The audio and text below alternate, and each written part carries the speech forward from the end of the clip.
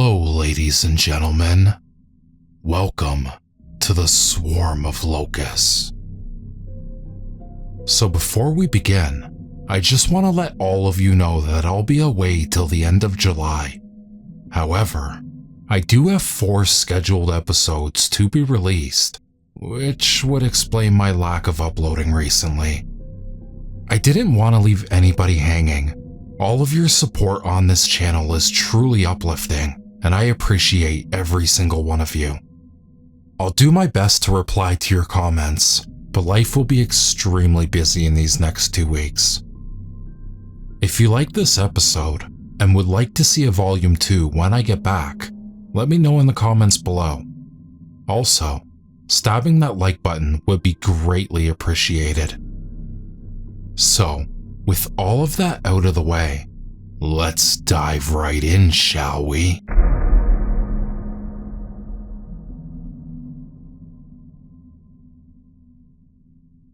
I'm here to share my stories and events I have seen in my 15 years of driving a truck. Right now, I live in the USA and work here, but for the most part of my life, I have lived in Europe and driven trucks there. I started out driving when I was 18 upon finishing high school. I had all these big plans about college and a well-paying career.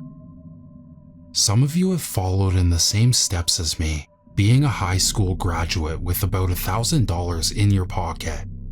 College was no option at that moment. So I took upon truck driving and planned to make money for college, then get a doctorate.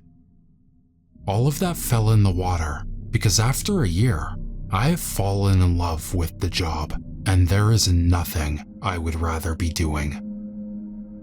I've seen some crazy shit in Europe. I will tell you those encounters later on. This particular story happened about a year ago. It was summer, and it was really hot all around the globe. But let me tell you, nothing can run against Arizona when it comes to the heat. It was really hot. It was hot like I imagine a devil's butthole would be. But despite the heat, I have always liked driving through Arizona. The lone roads and endless desert keeps me at peace at all times. I was driving all day on Route 85 after a long pause earlier this morning. The sun had just started to set and the sky was beautiful. I opened my window and cruised in my truck. If anyone is interested, I drive a Kenworth W900. It really is a beautiful rig.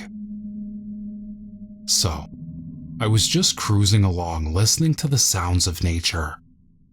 I was on a long stretch of a straight road cutting through the desert. Now, I can say that I am tough and whatnot, but there is nothing natural about driving in the middle of the night through a desert with no one else for miles.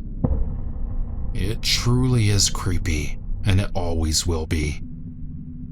My mind started to flood with all sorts of thought, just about my life, about my failed love, and about my death. Death always seems to be really friendly at night. It was closing to midnight when I saw something in the distance. It was about a mile out. I saw red headlights and assume people are in need of help because their car is broken down. I decided I would stop to help since I needed some company and people to talk to. Not all of us are murdering alcoholic folk. As I was nearing the car, I saw that it was an older model of some brand I didn't recognize in the dark. The color was green and kind of beautiful. There was a couple beside the car calling for help and waving their arms. As I stepped out of the rig, it got really cold all of a sudden. I was spooked by this, but wrote it off. Approaching the couple, I saw something off. Their clothes looked really old, like 50s old. There was this strange smell too, like decaying meat or something like that. But nonetheless, I came up to them and asked them what was wrong. The man, tall and dark, explained to me that their engine started smoking and the car just stopped working. As he explained that, I opened the hood and a lot of smoke blasted my face. Waving it off, I started fiddling with the engine. Just as I found the problem with it, something hit me over the head so hard I fell unconscious in an instant. As I came to myself, I realized through my blurry eyes that I was in the sleeper of my truck. I tried to move, but I was tied up. The couple was now standing in front of me and just looking at me.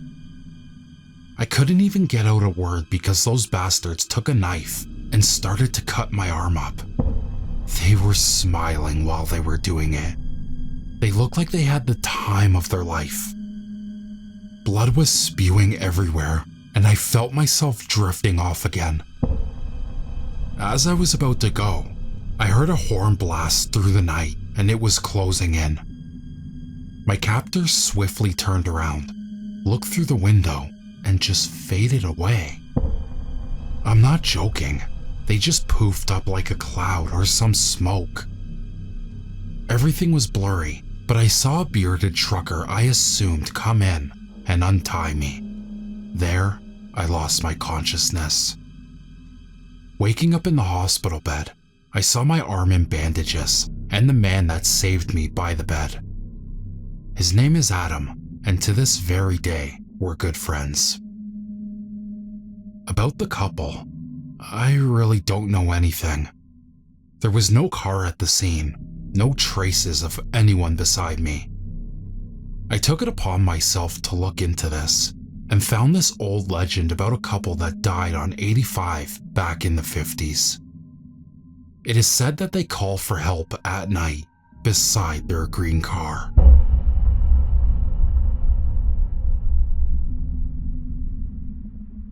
I seriously believe that this is by far one of the most evil things I have ever encountered. Let's go back 3 years. I was in Oregon, hauling a load not too exciting, but I was enjoying the views in this beautiful state. Lots of mountains, forests, and lakes. Truly amazing for someone who loves nature. You see, people don't respect nature, and most of the time, that will get you killed. There are a lot of things hiding in the woods and in nature altogether. And I'm not talking about bears and otters. I'm talking about demons, spirits, etc. So, back to this one. I was driving up this mountain road, and again, I was the only one on it. It was dark, like really dark. There were no lampposts or anything. The closest town was about 200 miles away.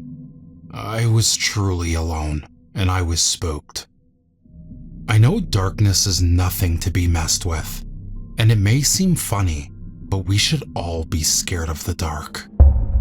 Trust me, I know. To soothe my soul, I turned up the radio with some country music playing. Driving through the night was beautiful. I always liked to take the night jobs just to look at the sky. The night sky soothed me. The cold and distant stars reminded me of my home in Europe, far, far away. My memory of it is fading, but one day I will return. I'm sorry for getting carried away. You will find that I do that often. So, back to the story. The music helped, but I needed to take a leak badly. I was holding it in just until I get to the mountain, but I could hold no more. I pulled over on a straight, turned on my hazards, and hopped out. It was a bit chilly outside, so I took my jacket. Now that I think about it, that jacket might have saved my life. My jacket was a logger's jacket, as you would call it. You know what I mean. So, putting the jacket on, I decided I would venture into the start of the woods behind the truck and answer the calling of the wilderness there. I had no lamp or a battery, so I was relying on the moon for light. I unzipped my pants and was relieved instantly. I was done quickly, and as I was turning around to go back to my truck and continue my journey, I heard something weird.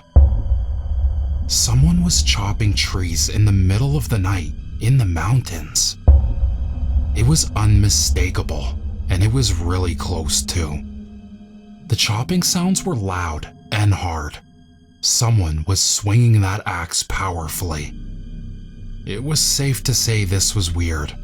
In retrospect, what I did was stupid. If your gut tells you to turn around and go, you should always do that. Always trust your survival instincts. But me, being the good guy I am, I decided to see if someone needed help. I started to walk towards the sound, which took me even deeper into the woods. I could barely see anything, but somehow I was getting closer to the sound. In the distance, I could see a big burly man swinging an axe. He was huge, a proper logger, but he was illuminated somehow, like there was a spotlight that followed him everywhere. I got closer, and with it, this weird smell, like a skunk, was following me around. I called out to him, and he stopped chopping in an instant. Now he was facing his back to me, so when he turned around and faced me, I literally shit my pants. The logger had cuts on him, I mean, everywhere. There was bandages and cloths all over him, colored with deep red blood. He was disfigured roughly, like someone threw him into a wood chipper. I knew right there I was in over my head, and this was a mistake. He turned around, and that dude was angry.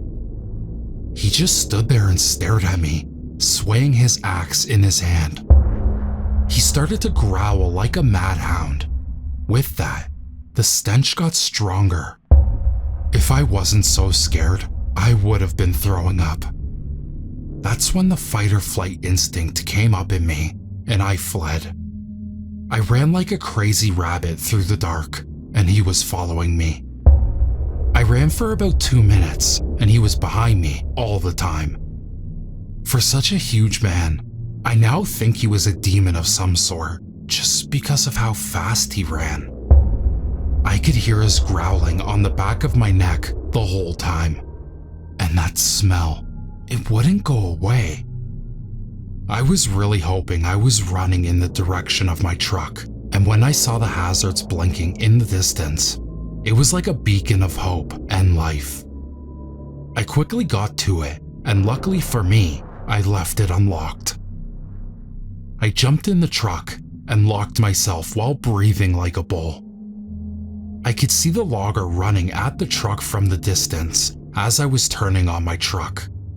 Somehow, I turned it on, and just as I was about to get the hell out of there, the crazy bastard ran his head through my window, breaking it. I hit the gas pedal with all of my strength, skidding out of there. I could see him running beside the truck, driving his axe into the trailer, but I was out of there. After about a few miles, I stopped on the side of the road to calm down. Walking around my truck, I saw the damage, holes made by the axe all around it. I don't know if I imagined this or not, but I could swear the smell came back, so I got on my rig and got the hell out of there. I still don't know how I managed to escape there, how I didn't trip and fall. I mentioned how the jacket might have saved my life. You see, he waited there and growled at me. If he attacked me right away, I would have been a goner. Maybe he thought I was a logger too. The police couldn't help me in this case, as nothing had happened, but once again, I took it upon myself to research this event. This is the legend I found, an old one. A logger once died in Oregon. They call him the Bandaged Man because of all the bandages on his face. Now, he is an angry spirit that waits for some unlucky souls like mine to reap his revenge upon them for his untimely death.